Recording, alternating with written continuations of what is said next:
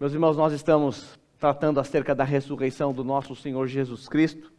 E na semana passada nós vimos que algumas mulheres foram no domingo pela manhã para ungir o corpo do nosso Senhor. Já era domingo, terceiro dia após a morte de Jesus. E essas mulheres, quando elas chegaram próximo ao sepulcro, elas ficaram assustadas, porque a pedra havia sido removida. Essas mulheres não tinham a menor ideia do que tinha acontecido. Elas não sabiam que um anjo havia removido aquela pedra. Tampouco que o anjo ficou assentado em cima daquela pedra. Também nós percebemos que elas saíram correndo. Foram anunciar aos discípulos Pedro e João o que havia acontecido. E o que havia acontecido? Na mente dela, tiraram o corpo de Jesus da sepultura e ninguém sabia onde estava. Então ela conta para Pedro e João, e eles saem correndo para ver o que aconteceu com o corpo de Jesus, ou para tentar descobrir se aquela informação era verdadeira.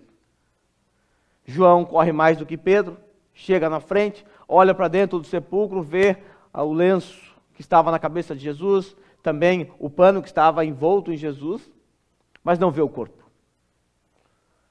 A seguir chega Pedro, mais eufórico, atrasado, porém eufórico, olha para dentro do sepulcro, vê a mesma coisa que João, mas ele é corajoso, ele entra no sepulcro, e João também toma coragem, entra no sepulcro, e ali eles observam que o corpo de Jesus não estava ali.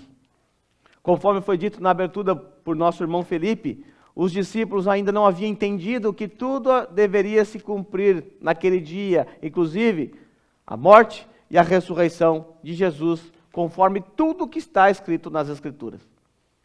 Eles ainda não sabiam. E na mente deles, o corpo de Jesus desapareceu. Alguém roubou o corpo de Jesus ou colocaram em outro lugar. E eles então voltam para sua casa, porque não há mais o que fazer. Então, João e Pedro deixam Maria Madalena e outras mulheres no sepulcro e voltam para suas casas, porque não sabemos o que eles foram fazer lá. Mas não havia nada o que fazer diante de um sepulcro vazio. Não há um corpo, não há paradeiro, não sabemos onde está, tampouco quem roubou. Voltaram para casa. Por isso o versículo 10 diz, os discípulos voltaram para a casa. Não havendo o que fazer, essa era a única opção. Mas no versículo 11, a partir do versículo 11 em diante, nós descobrimos que Maria, e aqui é Maria Madalena, ela ficou à entrada do sepulcro. Ela não voltou para a sua casa. Ela não conseguiu sair dali. Mas o que ela ficou fazendo ali, já que não era possível mais ungir o corpo de Jesus, porque ele não estava mais ali? Ela então se pôs a chorar, chorar e chorar. Ela não conseguiu fazer a sua última homenagem ao seu Senhor. Alguém levou o corpo dele e ela não tem ideia do que fizeram com o corpo de Jesus. O texto nos mostra que Maria Madalena foi ali ao sepulcro com uma última missão: honrar o seu Senhor que estava morto. Ela e outras mulheres prepararam especiarias que elas compraram a um alto preço, a fim de ungir o corpo de Jesus de acordo com a tradição ou costume judaico. Perceberam a ausência de Jesus? Não fizeram como os outros discípulos. Não voltaram para os seus afazeres. Não conseguiram voltar para os seus afazeres. Então Maria Madalena e outras mulheres permanecem ali no sepulcro, chorando, chorando, chorando. Meus irmãos, nós podemos perceber, ao ler um texto como esse, o quanto Maria Madalena e essas outras mulheres amavam Jesus. De fato, elas amaram Jesus. Os discípulos foram embora. Voltaram para suas casas. Mas elas não conseguiram sair dali. Elas não conseguiram deixar aquele sepulcro daquela forma, vazio, sem a presença de Jesus. E eu preciso deixar claro para você, como eu tenho dito aqui na maneira que eu estou falando, que haviam outras mulheres, mas o texto que nós estamos lendo em João não fala de outras mulheres, fala apenas de Maria Madalena. Mas por que eu estou citando outras mulheres? Porque quando nós recorremos a Marcos capítulo 16, versículo 1, nós descobrimos que estavam ali junto com Maria Madalena, a Salomé, uma Maria, a outra Maria e a mãe de Tiago. Essas mulheres estavam ali presentes, elas foram juntas com Maria Madalena. É que João está dando ênfase em Maria Madalena. E eu vou seguir a dica de João, vou dar ênfase também na Maria Madalena. Então, por vezes, eu vou falar como se somente Maria Madalena estivesse ali. Mas eu quero que na sua mente você entenda, não era somente Maria Madalena. Outras mulheres estavam ali também. João, quando escreveu, ele deu ênfase na vida de Maria Madalena por algumas razões que nós desconhecemos. Mas João tinha ciência, claro, que havia outras mulheres. Primeiro, porque ele foi lá, ele viu. E segundo, quando ele vai relatar lá no versículo 2, que nós estudamos na semana passada, ele relata que Maria Madalena disse assim: tiraram o Senhor do sepulcro e não sabemos onde o colocaram. Veja, João tem ciência de que haviam outras mulheres, mas ele enfatizou a vida de Maria Madalena e eu vou fazer a mesma coisa. Quando nós estamos estudando a palavra de Deus, e aí você se depara com um personagem, alguma pessoa é citada, é muito interessante que você pare por um minuto e pesquise sobre essa pessoa, sobre a sua vida. Porque isso ajuda você a perceber o texto bíblico com mais brilho. Porque assim você conhece melhor o personagem citado. Então, quem foi Maria Madalena? É verdade que nós não temos muitas informações sobre Maria Madalena. E, ao que tudo indica, Madalena não era o seu sobrenome. Nós, na nossa cultura, nós usamos o sobrenome ao se referir a alguém, Glauber Manfredini. E aí você vai citando o sobrenome, mas naquela cultura não era assim. Então, Madalena não era o seu sobrenome. Madalena apontava para a região de onde ela era. Ela era de Magdala. Então, Maria procedente de Magdala.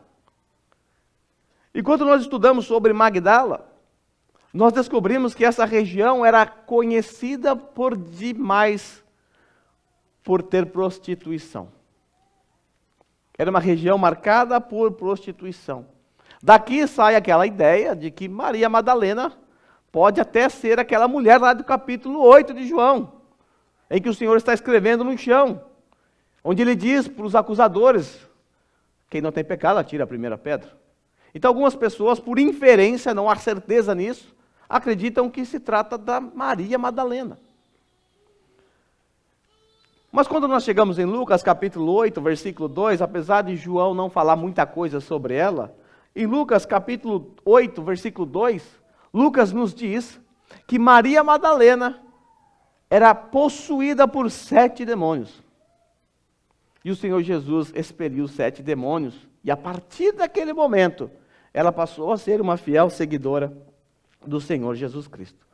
Inclusive, quando você olha lá para Mateus capítulo 27, versículo 55, você vai perceber que outras mulheres, juntamente com ela, são descritas como seguidoras que serviram Jesus durante o seu ministério.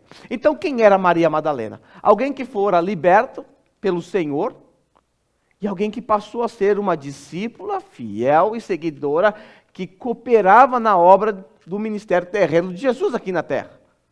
Alguém que amava Jesus, seguia Jesus. Vale lembrar que Maria Madalena acompanhou o julgamento de Jesus.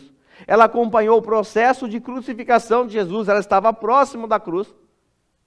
Ela acompanhou o José de Arimateia, o seguindo para saber onde é que ele ia colocar o corpo de Jesus, porque ela queria ir lá no domingo honrar Jesus. E agora ela aparece aqui no nosso texto, no domingo, diante do túmulo vazio, assustada, preocupada, triste e chorando muito. Ela de fato amava o Senhor. De fato, ela amava o Senhor, por isso ela serviu o Senhor a vida toda. Ela tinha uma imensa gratidão pelo que o Senhor fez na sua vida. O Senhor a libertou de 7 demônios. O Senhor a resgatou. E tudo que ela pôde fazer após essa grande salvação foi servir ao Senhor com tanto amor. Não é essa a nossa realidade? Porque nós servimos o Senhor? Porque nós buscamos mérito diante dele? Porque buscamos uma palavra de elogio das pessoas? A única razão para o serviço, ou para servir a Deus na comunidade da fé, a única razão é porque amamos o Senhor.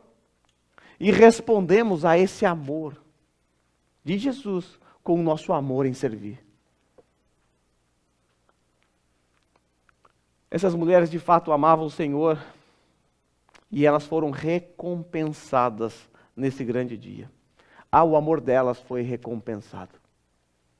O Senhor apareceu a essas mulheres, não apareceu para os discípulos. A primeira aparição de Jesus foi para um grupo de mulheres. Natural seria pensar que o Senhor Jesus iria aparecer para os seus discípulos. Mas o Senhor recompensou o amor daquelas mulheres, se apresentando a elas como Cristo ressurreto. Que privilégio. Que preocupação do nosso Senhor para com aquelas mulheres que ficaram ali chorando no seu sepulcro. Deu a elas o privilégio de vê-lo antes mesmo dos discípulos. O Senhor forneceu a ela e a elas, um lindo encontro, um impactante encontro. Vejamos como foi esse encontro e o que aconteceu naquele dia. Versículo 11b e 12. Nós vamos perceber que Maria Madalena viu 2 anjos dentro do sepulcro. Enquanto chorava, ela estava ali chorando, então ela curvou-se para olhar dentro do sepulcro. Eu já expliquei para vocês que o sepulcro ficava numa rocha e era para baixo, então você tinha que olhar para baixo, se curvar para olhar para dentro dele. Então ela está curvada, olhando para dentro do sepulcro. Pedro e João foram embora, ela está chorando, olhando para dentro do sepulcro, lamentando porque está vazio. Mas de repente agora ela não vê um sepulcro vazio. Ela contempla 2 anjos vestidos de branco, sentados onde estivera o corpo de Jesus, um na cabeceira e outro aos pés do local onde Jesus estava. 2 anjos. Que assustador é isso. João nos diz que enquanto Maria Madalena chorava, enquanto ela se curvou para olhar para dentro do sepulcro, ela viu 2 anjos. E Lucas, ao descrever isso, diz que esses anjos brilhavam como a luz do sol. Algo assustador. Lucas também nos diz que os anjos se colocaram ao lado dela. Que interessante isso. Que visão mais sombria, assustadora e também confortante. Vale lembrar que os romanos também viram os anjos. E o que eles fizeram? Correram de medo, assustados por causa do terremoto. Mas os anjos aqui nessa história não somente apareceram, não é apenas uma aparição de 2 anjos, mas há também uma mensagem que os anjos precisam entregar para elas. Veja o diálogo que o anjo teve com Maria Madalena. Versículo 13. Eles, os anjos, lhe perguntaram: mulher, por que você está chorando? Imagine o anjo se pondo ao lado dela, ou delas, e perguntando: por quê? Por que esse choro? E a resposta foi uma: estou chorando porque levaram o meu Senhor embora. E eu não tenho a menor ideia de onde o puseram. Levaram o corpo do meu Senhor. Eu vim aqui para ungí-lo, mas ele não está aqui mais. Por isso estou chorando. Percebe que João, ele resume um pouco do diálogo que aconteceu naquele dia? Mas quando nós olhamos para os outros evangelistas, eles acrescentam informações para nós. Quando nós olhamos para Lucas capítulo 24, do versículo 5 ao 7, nós lemos o seguinte: veja o que os anjos disseram. Amedrontadas, natural, eu estaria morrendo de medo também se estivesse lá. Amedrontadas, as mulheres baixaram o rosto para o chão. E os homens, aqui os anjos, lhe disseram. Olha que os anjos disseram. Por que vocês estão procurando entre os mortos aquele que vive? Vocês estão procurando no lugar errado. Vocês estão procurando entre os mortos aquele que não está morto. Ele não está aqui, disse o anjo. Por que ele não está aqui? O anjo complementa: ressuscitou. Por que vocês procuram dentre os mortos aquele que está vivo? Ele não está aqui, ele ressuscitou. E o anjo continua. O anjo vai lembrá-las de algo que Jesus havia dito na semana que ele subiu para Jerusalém, para a Judéia. A semana em que ele seria preso, perseguido e morto. O anjo as lembra dessa palavra de Jesus. Quando ele disse assim: lembre-se do que ele lhes disse, quando ainda estava com vocês lá na Galileia, prestes a subir para a Judéia. O Senhor Jesus disse o quê? É necessário que o Filho do Homem seja entregue nas mãos dos homens pecadores, seja crucificado e ressuscite ao terceiro dia. O Senhor havia dito isso aos discípulos. Maria Madalena sabia disso. Mas assim como os demais discípulos, Maria Madalena não havia entendido ainda que era necessário que Cristo realmente ressuscitasse.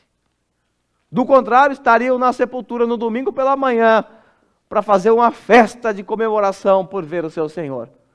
E elas não foram lá para comemorar o Cristo ressurreto, foram lá para ungir um corpo. Era isso que elas esperavam encontrar na sepultura, um corpo para ungí-lo. E elas estão tristes porque não conseguiram fazer isso. Mas o anjo as lembram de que Jesus já havia dito isso antes. Quando nós chegamos em Mateus capítulo 28, do versículo 5 ao 7, ali nós encontramos a seguinte mensagem do anjo. Veja como os evangelistas se complementam. Não tenham medo. Elas estavam amedrontadas. Sei que vocês estão procurando Jesus que foi crucificado. Eu sei que vocês estão procurando ele aqui. Mas ele não está aqui. Ressuscitou como tinha dito. Venha ver o lugar onde ele jazia. Chamou elas para entrar dentro do sepulcro. Vem aqui ver. Depois que elas entraram, viram, os anjos disseram: vão depressa e digam aos discípulos, ele ressuscitou dentre os mortos, está indo adiante de vocês para a Galileia.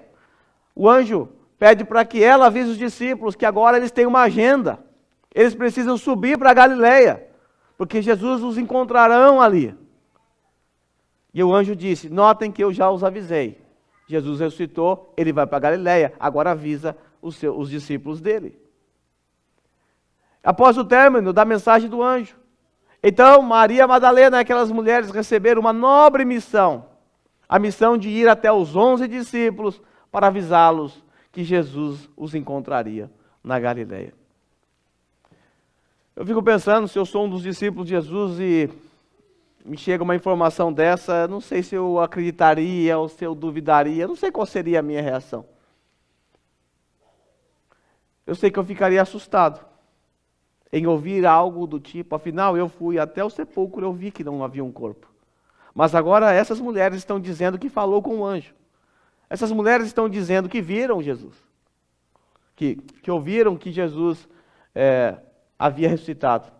Na verdade, quando elas vão falar com os discípulos, elas tinham visto Jesus já.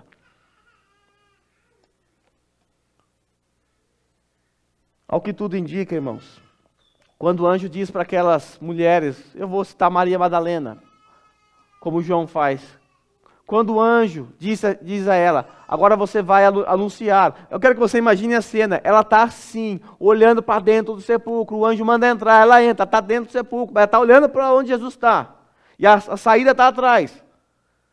E agora o anjo diz, agora você vai. Avisa os discípulos que ele vai encontrá-los lá na Galileia. Naturalmente, ela tem que acatar essa missão. Então o movimento natural é você se virar para a saída do sepulcro, ou virar as costas para o sepulcro e ir em direção à casa dos discípulos. Então o que tudo indica foi nesse momento que a alegria de Maria alcançou o seu apogeu, porque de fato ela já estava alegre. Ela recebeu uma notícia, ele ressuscitou. Ela estava muito alegre. Uma alegria indescritível. Mas agora a sua alegria encontrará um apogeu quando ela se vira para trás. Agora ela não vê um anjo. Ela vê um carpinteiro, o qual ela confundiu com um jardineiro, mas era o carpinteiro da Galileia, Jesus Cristo. E ali o Senhor se apresenta a ela como o Cristo ressurreto. E a maneira como o Senhor se apresentou a ela é algo assim dócil, é algo que aquece o nosso coração. Como eu disse a vocês, revela o espírito dócil do nosso Senhor. Veja como foi esse encontro emocionante. Jesus aparece a Maria Madalena, então. Versículo 14 e 15. Nisso, ela se voltou e viu Jesus ali. O anjo fala com ela, ela se volta para o caminho oposto da sepultura para anunciar aos discípulos. E ele viu Jesus ali em pé. Mas ela não o reconheceu. E disse ele, Jesus repete as palavras do anjo: mulher, por que você está chorando? Em seguida, quem você está procurando? Duas perguntas fascinantes. Duas perguntas fascinantes. Mas antes de falar dessas perguntas, uma outra pergunta surge na nossa mente. Uma pergunta comum: por que Maria Madalena não reconheceu Jesus? Ela estava tão próximo dele. Ela era tão próxima dele. Ela conhecia Jesus. Mas ela não reconheceu. E confundiu ele com um jardineiro. Pensou que ele fosse um jardineiro. Meus irmãos, nós notamos no relato bíblico que as aparições de Jesus após a sua ressurreição não contou com reconhecimento imediato por parte dos discípulos. Nós veremos no próximo sermão que aquela dupla de discípulos no caminho de Emaús também não reconheceram Jesus, mesmo tendo conversado com ele. No final do livro de Marcos, quando foi registrado o aparecimento de Jesus, Marcos diz que ele apareceu de, entre aspas, outra forma, nós não sabemos o que é isso. Mas também os discípulos ali não o reconheceram. Quando o Senhor fala com os discípulos que estavam num barco lá em Tiberíades, eles também não reconheceram o Senhor. Por quê? Nós não podemos negar que a ressurreição de Jesus apresenta a nós uma certa tensão. E quando nós estamos diante de tensões textuais, nós ficamos tensos, porque nós não conseguimos encontrar a resposta correta. Porque nós não sabemos. Veja a tensão. Por um lado, o corpo de Jesus, ele pode ser tocado. Por um lado, Jesus mostra o seu corpo, as suas marcas. É possível ver as marcas da cruz. É possível ver o buraco que a lança deixou do seu lado. O Senhor Jesus come um peixe. Veja, é o mesmo Jesus, é o mesmo corpo, tem as mesmas marcas. Continua comendo. Mas por outro lado, o Senhor Jesus sai da sepultura e a sua roupa permanece ali. Como ele saiu? Não sabemos. Tão enfaixado assim. Em uma ocasião, o Senhor Jesus aparece aos discípulos quando a sala está trancada. Ele entrou sem abrir a porta, ele passou de algum jeito ali e entrou. O fato é, meus irmãos, que após a ressurreição de Jesus, ainda que nós não compreendamos com precisão, o fato é que o corpo de Jesus, após ser aperfeiçoado ou transformado, ele passou por algumas mudanças. E essas mudanças atrapalharam a identificação do nosso Senhor, apesar dele manter as suas características humanas. Vale lembrar que Cristo ressuscitou glorioso, com um corpo transformado, um corpo melhorado. É o mesmo corpo, porém aperfeiçoado. Mais próximo do que nós podemos chegar acerca do entendimento de como era o corpo ressurreto de Jesus, está registrado em 1 Coríntios capítulo 15, versículo 35 em diante, aquele texto que eu tenho falado para vocês lerem em casa. Texto que fala sobre a ressurreição de Jesus. Vamos ver o que Paulo disse. Mas alguém pode perguntar, e essa não é a pergunta que eu levantei, veja o que Paulo vai dizer que eu sou. Como ressuscitam os mortos? Com que espécie de corpo virão? Insensato. Eu fui insensato, levantei essa pergunta aqui para vocês. Talvez você já foi insensato assim também. Por que insensatez? Porque nós estamos ponderando sobre coisas que nós não temos como entender perfeitamente. Aí Paulo diz assim, para ajudar a gente a dar uma resposta, para que a gente não fique no vácuo. O que semeia não nasce, a não ser que morra. Quando você vai plantar trigo, a semente precisa morrer. Você deve se lembrar das palavras de Jesus. É necessário que a semente morra, para que depois ela produza o fruto. O que semeia não nasce, a não ser que morra. Agora, veja, pensando no nosso corpo, quando você semeia, não semeia o corpo que virá a ser. Quando você morre, você está semeando o quê? O corpo. Mas não é o corpo que virá a ser, é apenas uma semente. O resultado da sua morte vai produzir um outro corpo. Mas apenas uma simples semente, como de um trigo ou de alguma outra coisa. Mas Deus lhe dá um corpo como determinou, e a cada espécie de semente dá o seu corpo apropriado. Nem toda a carne é a mesma, os homens têm uma espécie de carne, os animais têm outra, as aves outra, os peixes outra. Há corpos celestes, há também corpos terrestres, mas o esplendor dos corpos celestes é diferente, e o do corpo terrestre é outro. Um é o esplendor do sol, o outro da lua, o outro das estrelas. E as estrelas diferem de esplendor uma das outras. Paulo está dizendo tudo isso para mostrar, existe uma grande diferença entre a lua e o sol, assim como existe uma grande diferença entre o corpo seu agora e o seu corpo ressurreto. E aí ele continua, assim, com essa diferença, acontecerá com a ressurreição dos mortos. O corpo que é semeado é perecível, não é isso o nosso corpo hoje? Perecível. Assim, o corpo que é semeado é perecível e ressuscita imperecível. É semeado em desonra e ressuscita em glória. É semeado em fraqueza e ressuscita em poder. É semeado um corpo natural e ressuscita um corpo espiritual. Veja como Paulo descreve a ressurreição nossa que experimentaremos em Cristo. Nosso corpo perecível não será mais perecível. Nosso corpo, que é marcado por desonra por causa do pecado, vai ressuscitar em glória. Nosso corpo, que é fraco, vai ser ressuscitado em poder.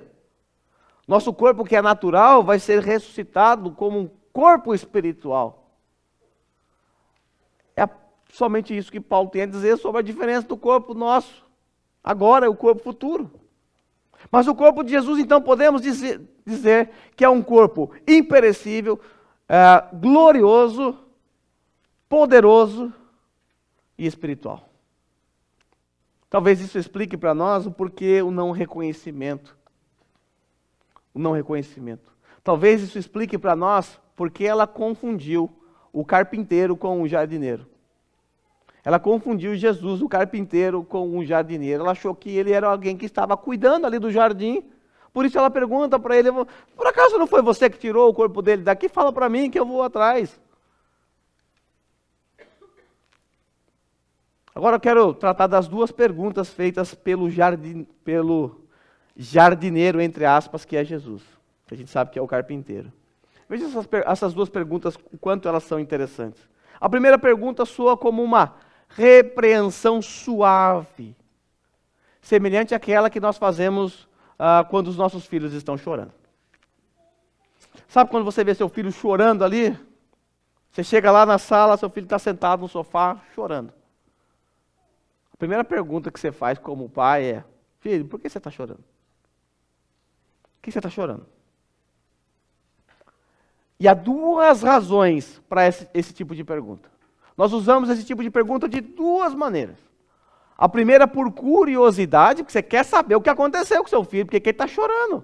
Será que alguém bateu nele? Será que ele está triste? Será que ele está sabendo de alguma coisa que eu não estou? Por que ele está chorando? Então, a sua pergunta, ela reflete a sua curiosidade. Filho, por que você está chorando? Você só quer saber por que ele está chorando. Mas também, essa pergunta pode dar um outro significado dependendo do contexto. Você pode, com a sua pergunta ao seu filho, estar afirmando que ele não tem razão nenhuma para chorar. E eu vou dar um exemplo para você. Imagine que seu filho acordou de madrugada, gritando, chorando.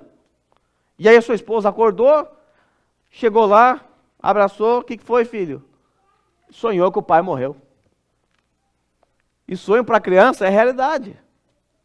na cabeça dela, ela não sabe ainda identificar que foi um sonho. Ela está aos prantos, porque meu pai morreu. Então a primeira pergunta foi curiosidade. A mãe perguntou: por que você está chorando, filho? Porque meu pai morreu. Aí chama o pai, que está achando que o pai morreu. Aí o pai abre a porta. Ele está chorando porque sonhou que você morreu, bem. Aí eu sento ao lado do meu filho, abraço ele e falo: filho, por que você está chorando? Agora, o porquê você está chorando significa outra coisa. Significa: filho, você não tem razão para chorar, eu estou aqui. Eu estou vivo. Você não precisa mais chorar, eu estou do seu lado. Então se alegre. Agora, é óbvio, meus irmãos, que Jesus sabia a razão do choro de Maria. Não era curiosidade de Jesus. Por que será que ela está chorando? Ele sabia. Ele conhece o coração dela. O Senhor, com essa pergunta, estava preparando Maria Madalena para se revelar a ela, mostrando para ela que ela não tem mais razões para chorar, porque Ele está vivo. Mas há uma segunda pergunta no nosso texto. E essa segunda pergunta também precisa ser analisada por nós. Jesus pergunta: quem você está procurando? Quem é que você está procurando? O que nós encontramos aqui nessa pergunta? Nós encontramos aqui nessa pergunta um convite para a reflexão do tipo de Messias que Maria Madalena estava procurando naquele sepulcro. O que ela estava procurando ali? Ela estava procurando um Cristo morto, um Cristo fracassado, um Cristo que morreu de forma humilhante. Ela estava procurando alguém que roubaram o seu corpo. Essa pergunta é reflexiva para nós também. Nós precisamos também fazer essa mesma pergunta para nós. Muitos cristãos hoje estão procurando um Cristo errado, um Cristo fraco, um Cristo derrotado, um Cristo que mais se parece com um amuleto que dá sorte, que você carrega ele no peito, numa cruz. Muitas pessoas estão procurando um Cristo que mais se parece com o gênio da lâmpada, que tem que atender os seus pedidos. Muitos estão procurando hoje nas igrejas um Cristo que é o seu servo, não o seu Senhor. Que você dá ordem para ele, eu determino, faça isso. E ele tem que fazer. Nós estamos aqui hoje no dia do Senhor, buscando o Senhor. Mas a grande questão é: que Cristo você veio buscar aqui hoje? O Cristo que de fato é o seu Senhor? O Cristo no qual você de fato se submete? Que você ama assim como Maria Madalena? Ou você veio aqui no dia do Senhor com interesses, buscando as benesses que Ele pode te dar, se esquecendo das benesses que Ele já te deu? Meus irmãos, nós não buscamos Jesus pelo que Ele pode nos dar, ou pelo que Ele tem nos oferecer, sobretudo nessa vida, nesse mundo caído.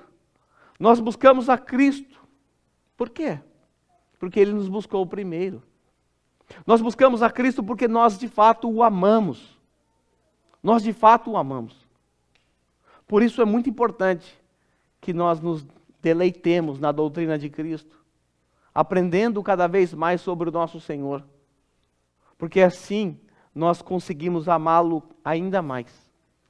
Porque quanto mais você conhece Jesus, quanto mais você se depara com um texto como esse, onde você vê o seu Senhor de forma amorosa, dócil, se apresentando àquela mulher em sofrimento. Quanto mais nós nos deparamos com textos como esse, mais nós amamos Jesus, porque descobrimos que Ele nos ama muito. O que nós fazemos no culto? O que nós estamos fazendo aqui? Nós estamos aqui para responder aquilo que Ele já fez. Nós não estamos interessados em riqueza, em bênção, prosperidade, essas coisas. Não é por isso que nós estamos aqui. Porque a maior riqueza Ele já nos deu.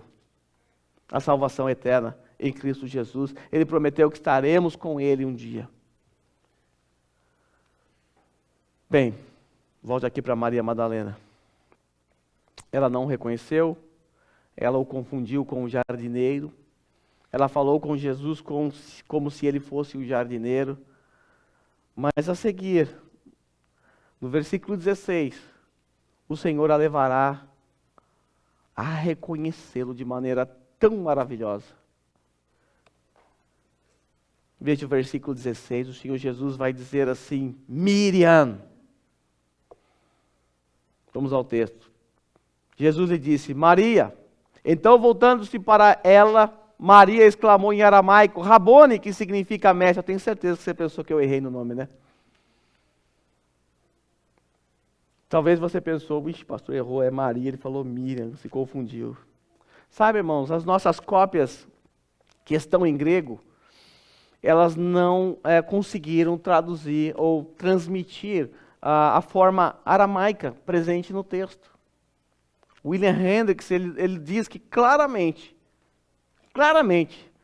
o texto que está diante de nós, o nome, né, Maria, não foi pronunciado em hebraico, foi pronunciado em aramaico. E crer nisso faz o texto ter um brilho ainda maior. Qual é a diferença? É só o nome. Para que é aramaico, hebraico, tanto faz. Pode chamar do que quiser. Mas o Senhor Jesus estava chamando de uma forma tão especial. Tão especial. O Senhor Jesus estava chamando ela de forma a mostrar a sua ternura.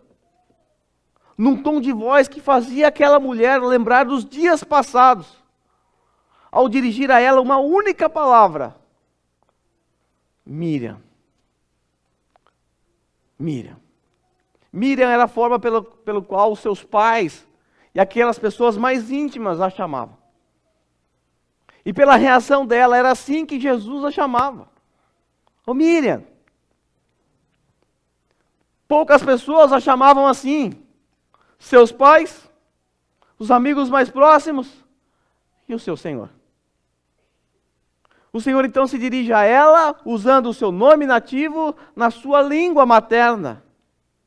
Por isso, quando Maria ouve alguém a chamando o seu nome na sua própria língua materna, pronunciado daquela maneira tão familiar como somente uma pessoa já havia pronunciado antes, ela se volta rapidamente, se vira para o lado oposto do túmulo em direção àquele que está falando com ela. E ela aqui com uma palavra de surpresa dramática, com um feliz reconhecimento e reverência humilde, ela exclama ao Senhor em aramaico: Rabone. O Senhor a chama em aramaico, por isso ela responde, ao invés de chamá-lo de mestre ou de rabi, ela o chama de Rabone, porque ela o chamou de Miriam em aramaico. E a resposta também vem em aramaico. E Rabone significa muito mais do que rabi. Geralmente é usado como meu mestre, meu pessoal, possessivo, meu professor. Meus irmãos, que cena emocionante. Aquela mulher chorando no túmulo. Fala com o carpinteiro. O carpinteiro pergunta: por que você está chorando? Quem que você está procurando? E ela não percebe que é Jesus. Mas de repente o Senhor Jesus diz assim: Miriam. Ela abriu os olhos. Miriam, eu conheço essa voz. Meu Senhor me chama assim. Então ela percebe que é Jesus. E ela então se coloca diante dele e diz: meu mestre. Meu mestre. Foi assim, meus irmãos, que o Senhor afastou o choro de Maria e estampou em seu rosto uma alegria indescritível. Agora ela sabe que o seu Senhor está vivo. Ela sabe, porque agora ela viu. Ela sabe, porque agora ela o reconheceu. E assim, meus irmãos, que nós encontramos a primeira aparição de Jesus após a sua ressurreição. E ele se revelou não aos discípulos, mas a um pequeno grupo de mulheres. E dentre essas mulheres, havia uma que viveu provavelmente uma vida imoral e que fora habitada por 7 demônios expulsos por Jesus. E um parênteses aqui, esse relato por si só serve como mais uma evidência de que a palavra de Deus é a palavra de Deus. Por quê? Meus irmãos, se eu quisesse contar uma história para as pessoas do primeiro século, uma história no qual eu vou relatar que Jesus Cristo ressuscitou, supondo que ele não tinha ressuscitado, é mentira, mas eu quero contar uma história, eu quero vender meu peixe, eu quero vender a história da ressurreição. Eu nunca colocaria uma mulher para ser uma testemunha disso. Porque, infelizmente, naquela época, o testemunho de mulher não era bem visto. Se eu quisesse maquiar a história, eu colocaria já os discípulos, os homens, os religiosos, porque daria credibilidade à minha historinha. Mas nós não estamos numa historinha com E. João, Mateus, Lucas, Marcos, eles não estão preocupados em convencer ninguém de nada. Eles querem apenas relatar o que aconteceu. E foi assim que aconteceu. O Senhor se revelou àquelas mulheres. Isso prova para mim e para você que os escritores não estavam interessados em vender uma história, mas registrar os fatos que ocorreram naquele dia. De certa forma, essas mulheres foram honradas porque elas se dedicaram tanto ao Senhor durante a sua vida. Elas foram fiéis durante a vida e agora também durante a morte de Jesus. Estavam no sepulcro, não voltaram para casa, ficaram chorando. E o Senhor as recompensou com uma linda aparição. Outro ponto que eu quero destacar é que as mulheres sempre foram importantes para o ministério de Jesus. Todas as vezes que você lê os evangelhos, você vai ver sempre a presença de mulheres servindo Jesus no ministério. Quando você vai ler Paulo, você também vê a mesma coisa. Paulo sempre contou com inúmeras mulheres que serviram no ministério, que ajudavam no ministério. As mulheres são fundamentais e importantes para qualquer ministério. Eu quero aproveitar nesse momento para louvar a Deus pela vida das mulheres dessa igreja, que fazem das tripas o coração, se dedicando com toda a força. Eu sou muito grato por tanta dedicação por parte dessas mulheres, pelo zelo, pelo amor pelo reino de Deus sobretudo. Isso eu posso dar um encorajamento para vocês, perseverem no serviço cristão. Continue perseverando. E o próprio Senhor será a vossa recompensa. Voltando aqui. Pense por um minuto qual seria a sua reação se você estivesse lá no lugar de Maria Madalena. Imagine só, você foi lá no sepulcro, né? Ver alguém que você ama muito, que morreu. Aí você está lá no sepulcro, você foi preparado para ver o corpo, para fazer ali a preparação do corpo. O corpo desapareceu, seu ente querido não está mais lá, que você ama tanto, você está chorando. De repente seu ente querido aparece atrás de você vivo. Sei que alguns aqui saem correndo de medo, né? Mas tirando o medo, você realmente identificando que é o seu ente querido que não está mais vivo, que é aquela sua tia, sua mãe, sua avó, alguém que você amava tanto e foi embora. E agora está diante de você. Não está mais na sepultura. Não está num caixão. Qual seria a sua reação? Eu tenho certeza que a sua reação não seria diferente da reação de Maria Madalena. O que Maria Madalena fez quando percebeu, ao ouvir aquele nome Miriam? Veja o que ela fez. Ela grudou em Jesus. Provavelmente ela estava na barra da saia de Jesus ali grudada. Jesus disse a ela, não me segure. Não me segure. Óbvio. Eu não quero perdê-lo de novo. Eu não quero perdê-lo. Meu sofrimento acaba aqui agora, eu não quero mais largá-lo. Mas o Senhor a lembra, Miriam, minha hora ainda não chegou. Calma, filha. Calma, eu ainda vou permanecer aqui ainda. Ele diz assim, não me segure, pois ainda não voltei para o Pai. Não é hora ainda. Tem mais, Miriam, fica calma. Eu preciso que você cumpra aquilo que o anjo mandou você falar. Vá aos meus irmãos e diga-lhes, estou voltando para o meu Pai. Mas lembre-se que também é o pai deles. Jesus não disse apenas meu pai, é o meu pai e pai deles. Eu estou voltando para o meu Deus e o Deus deles. Fale isso para eles. Nós podemos perceber aqui o quanto ela estava empolgada nesse momento da história.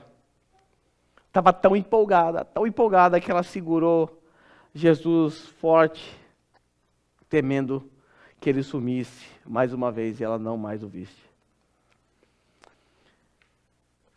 Agora veja o versículo 18. No versículo 18, Maria, ela ganha a missão de anunciar aos discípulos, como eu antecipei a vocês. Versículo 18, Maria Madalena cumpriu aquilo que o anjo havia dito e aquilo que Jesus havia dito. Ela anunciou aos discípulos. O que ela anunciou? Eu vi o Senhor e contou o que lhe dissera. Meus irmãos, quando nós lemos um texto assim, nós precisamos usar a imaginação. Nós precisamos pensar como as coisas aconteceram, porque às vezes a gente lê o texto assim, Maria Madalena chegou lá, bateu na porta, Pedro abriu, o que foi? Eu vi o Senhor. Vocês acham que foi assim? É certo que não. É preciso que você entenda que ela estava entusiasmada. O que você faria? O que qualquer pessoa faria no lugar dela? Sairia correndo, desesperada, em direção à casa de Pedro e João. Entraria já gritando, eu vi o Senhor. Eu vi o Senhor. Ou, sei lá, Pedro abriu a porta e falou, o que foi que você está desesperado, correndo igual uma louca, o que você viu? Eu vi o Senhor, Pedro. João, eu vi o Senhor. Ele está vivo. Sabe o que ele me disse? Ele disse que vai encontrar vocês lá na Galileia. Que é para vocês irem para lá. Eu vi, eu estava lá no sepulcro, apareceu 2 anjos. Depois ele falou comigo, eu não reconhecia, achei que era o jardineiro. Mas de repente ele falou, Miriam. Aí eu falei, é o meu Senhor, e eu agarrei Jesus. Eu falei, calma, filha. Fica calma. Vai falar com os discípulos primeiro, não foi embora. É lógico que o texto tem que ser visto com emoção. Porque é um texto emocionante. É preciso imaginar um fundo musical para isso, que nem quando você assiste filme. Porque de fato foi emocionante. E eu volto a falar aqui do espírito dócil e amoroso de Jesus. Jesus venceu com poder a morte. Ele é todo poderoso. Ele tem poder para aniquilar o mundo todo com a sua palavra. Ele um dia se apresentará como justo juiz, que lançará os réprobos no inferno. Ele é um justo juiz. Mas ele é um cordeiro dócil. Ele é um homem manso, humilde, amoroso, que se preocupou em se revelar dessa forma tão especial àquelas mulheres. Porque ele podia apenas aparecer e ponto final. Sepultava a tristeza daquelas mulheres. Mas Jesus amava aquelas mulheres, porque elas amavam Jesus também. E eu termino dizendo que eu e vocês recebemos o mesmo privilégio que aquelas mulheres receberam naquele dia. O privilégio de anunciar o Cristo ressurreto. Eu e vocês não fomos à sepultura de Jesus, não ouvimos o Senhor Jesus nos chamando no nosso nomezinho querido. Mas o fato é que um dia, sim, o Senhor Jesus te chamou com a sua doce voz. E nesse caso, você não estava numa sepultura visitando alguém. Você era o próprio morto da sepultura. Você é que estava morto. E o Senhor Jesus, com essa mesma voz doce, com essa voz irresistível, Ele olhou para dentro do seu sepulcro e chamou você pelo nome. Vale lembrar do que Jesus disse lá em João capítulo 10. Eu conheço as minhas ovelhas. Eu chamo elas pelo nome. Um dia Jesus olhou para a minha sepultura e disse, Glauber. E eu acordei. E você também. Só que nós não permanecemos dentro da sepultura. Nós saímos daquela sepultura porque nós morremos e fomos ressuscitados com Cristo, como estudamos nos últimos 2 sermões. Mas após sair da sepultura, recebemos a mesma missão de Maria Madalena. de anunciar o Cristo ressurreto. O Cristo que venceu a morte. O Cristo que não está na sepultura. O que torna o cristianismo diferente das demais religiões não é a ressurreição de Jesus? Se você vai falar de Jesus para um japonês, ele até conhece um pouco da história, ele simplesmente diz, é aquele que morreu na cruz. Hã? Ele só sabe isso. Ele sabe metade da história. E aí entra o nosso papel. O nosso papel de falar com amor, com convicção, para essas pessoas, dizendo, ei, ele morreu sim. Ele precisava morrer sim, porque eu precisava da morte dele, mas eu vou contar algo para você que você não sabe. 3 dias depois ele ressuscitou em glória. Tem mais, eu quero dizer a você que até mesmo essa ressurreição foi prevista mais de 700 anos antes disso acontecer. Ele ressuscitou. Nós temos então a missão de anunciar o Cristo com alegria, com fervor, porque nós cremos num Messias que deixou a sepultura vazia. E isso é uma mensagem poderosa. Buda, Maomé, Allan Kardec, todos os demais fundadores de religião.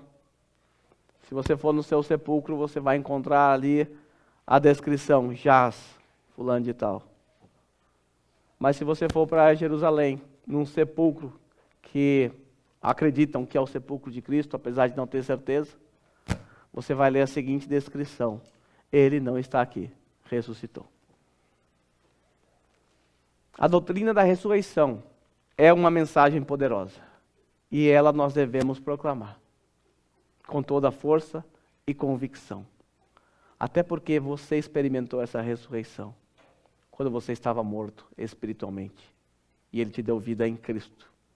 Por isso, você foi morto, sepultado e ressuscitou com Cristo. E agora você pode aguardar a próxima e mais importante ressurreição. Aqui experimentaremos quando Cristo vier dos ares, onde teremos os nossos corpos transformados em glória, para estar com o Senhor por todo sempre. Por todo sempre. Eu quero que você curva sua cabeça nesse momento. Vamos orar.